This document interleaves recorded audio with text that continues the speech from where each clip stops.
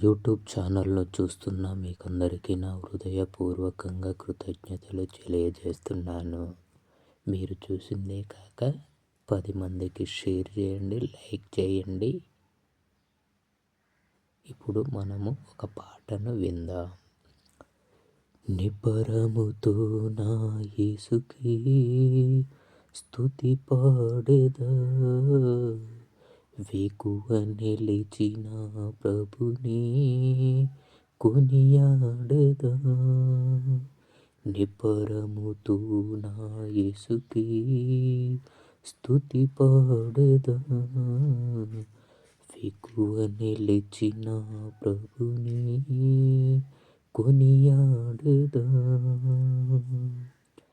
యేసయ్యా యేసయ్యా స్తుతులకు పాత్రుడవు నీవయ్యా. యేసయ్యా యేసయ్యా మహిమ ఘనతలు నీకయ్యా. యేసయ్యా యేసయ్యా స్తుతులకు పాత్రుడవు నీవయ్యా.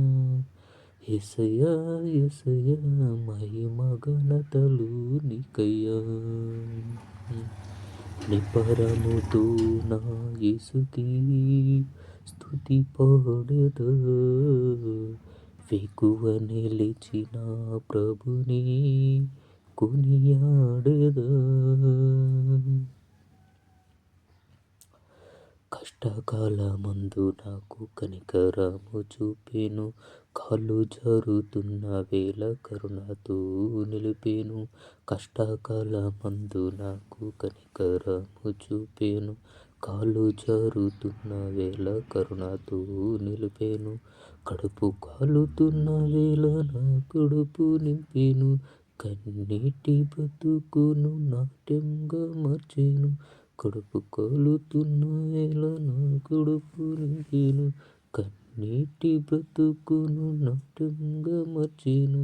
కఠినమైన కాలములో నా చెంత నిలిచెను. యేసయ్యా యేసయ్యా స్తుతులకు పాత్రుడవు నీవయ్యా. యేసయ్యా యేసయ్యా మహిమ ఘనతలు నీకయ్యా.